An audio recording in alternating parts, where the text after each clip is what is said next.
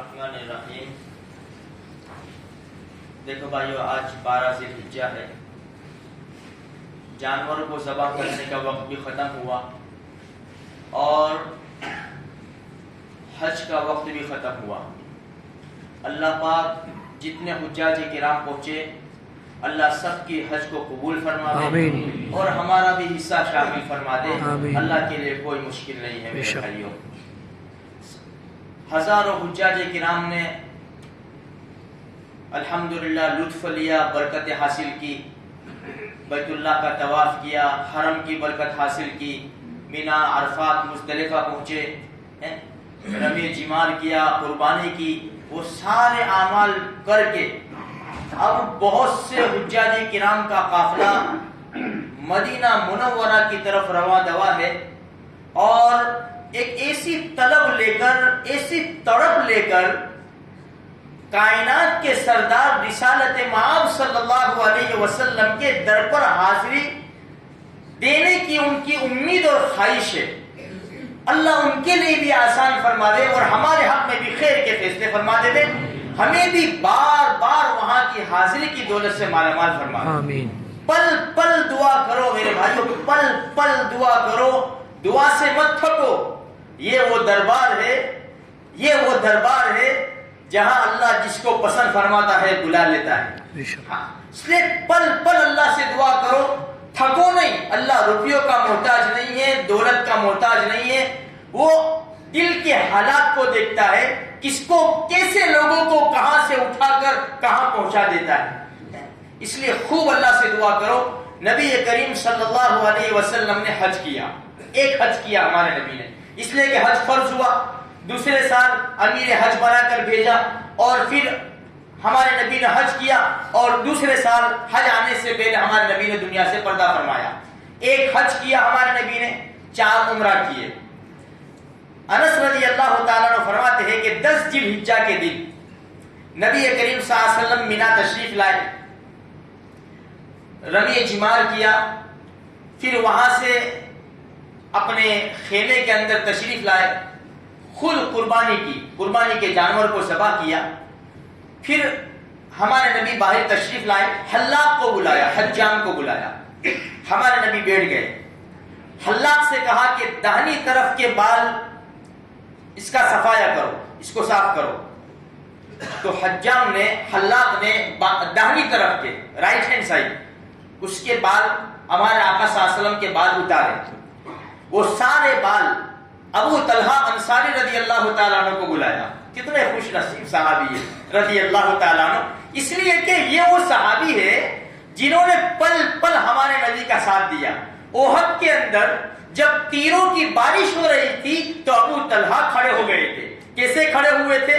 ہمارے نبی کے چہرے کی طرف چہرہ تھا کہ میں آپ کا دیدار کرتا رہوں اور میرا جسم تیروں کو جھیلتا رہے، آپ کو تکلیف نہ ہو، آپ کو تیر نہ لگے۔ یہ وہ صحابی ہے، ہمارے نبی کے گھر مہمان آتے نا تو یہ خیال کرتے تھے، جو بھی کچھ انتظام کرنا ہوتا تھا، بڑی محبت کرنے والے تھے۔ ہمارے نبی نے ابو طلحہ انصاری رضی اللہ تعالیٰ عنہ کو بلایا، فرمایا تو یہ بال لے لو، خود بھی رکھو اور لوگوں میں تقسیم کرو۔ ہزاروں صحابہ کرام کا مجمع ہے۔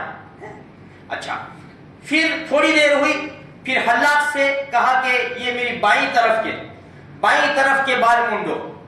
حلاق نے یہ بال بھی نکالے، ابو طلحہ انصاری رضی اللہ تعالیٰ عنہ کو دیے اور کہا کہ خود بھی رکھو، لوگوں میں تقسیم کرو۔ ہمارے نبی کے بال مبارک ابو طلحہ انصاری رضی اللہ تعالیٰ عنہ کے پاس آئے، ہزاروں صحابہ کرام کا مجمع تھا۔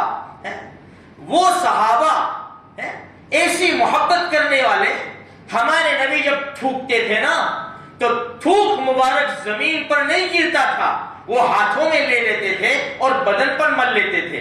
ہمارے نبی جب وضو فرماتے، وضو کے پانی کے قطرات زمین پر نہیں گرتے تھے، صحابہ اس کو لینے کے لیے آپس میں لڑائی کر لیتے تھے، جس کے ہاتھ کے اوپر آتا تھا اپنے بدن کے اوپر، چہرے کے اوپر مل لیتے تھے۔ ہمارے نبی نے پچھنا لگوایا، کپنگ پچھنا لگوایا۔ وہ خراب خون نکلواتے ہیں، لیکن ہمارے نبی کا خون خراب نہیں، ہمارے نبی کا خون پاک، ہمارے نبی نے پچنا لگوایا اور پچنا لگوانے کا حکم بھی دیا ہے. تو ایک برتن کے اندر خون آیا، خون. عبداللہ ابن زبیر رضی اللہ تعالیٰ عنہ سے فرمایا عبداللہ اسے لے جاؤ، ایسی جگہ دبا دو جہاں کوئی دیکھ نہ سکے. حضرت عبداللہ رضی اللہ تعالیٰ عنہ باہر تشریف لے گئے اور ادھر ادھر دیکھا اور وہ خون کو پی لیا. پی گئے. واپس آئے، عبداللہ خون کہاں پھینکا؟ یا رسول اللہ پی گیا. عبداللہ وہ خون پی گیا؟ ہاں یا رسول اللہ میں پی گیا. عبداللہ جس کے خون میں نبی کا خون مل گیا اس کے اوپر جہنم کی آگ حرام ہے. حضرت یہ خود کی کیلیں گھس گئی تھی، خود کی کیلیں. تو خود کی کیلیں جب نکالی تو رخسار مبارک سے خون نکلا. صحابی رضی اللہ تعالیٰ عنہ خون کو چوس گئے. یہاں بھی اللہ کے رسول نے فرمایا میرا خون جس کے خون میں ملا ہے اس کے اوپر جہنم کی آگ حرام ہے. یہ وہ صحابہ ہے. ابو طلحہ انصاری رضی اللہ تعالیٰ عنہ نے بال تقسیم کیے. جو پیاری قوم پانی کا وضو کا پانی گرنے نہیں دیتی وہ بال کیسے نہیں لے گی میرے بھائیوں؟ بال تقسیم ہوئے صحابہ کرام کے اندر. خالد ابن ولید رضی اللہ تعالیٰ عنہ کے بارے میں آتا ہے کہ بال مبارک کو ٹوپی میں رکھا کرتے تھے اور دشمنوں کی صفوں میں گھس کر دشمنوں کی صفوں کو تتر بتر کر دیتے تھے، ان کو زمین چٹا دیتے تھے.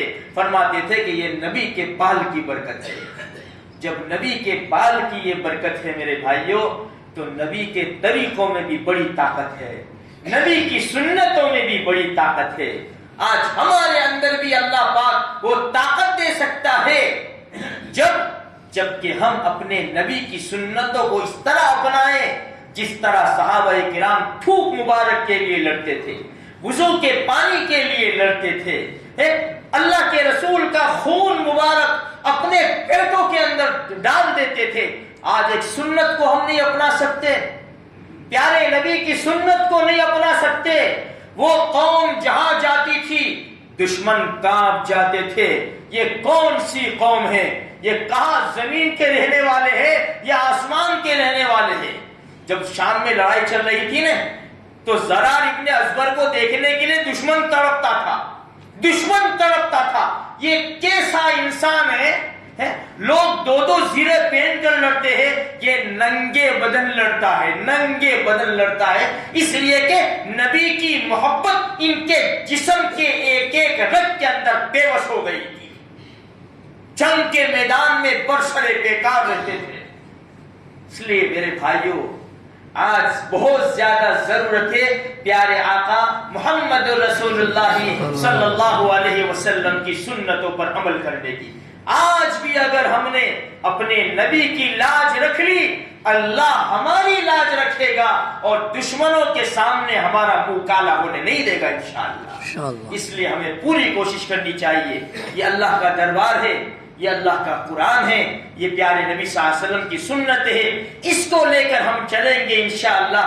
ثم انشاءاللہ دنیا میں بھی کامیابی ہمارے قدم چومے گی اور آخرت میں بھی انشاءاللہ ہم کامیاب ہوتے چلے جائیں گے. اللہ تبارک و تعالی ہماری چھوٹی بڑی قربانیوں کو قبول فرماوے اور سچی اور پکی محبت ہمارے دلوں کے اندر پیارے آقا محمد رسول اللہ صلی اللہ علیہ وسلم کی نصیب فرما دے.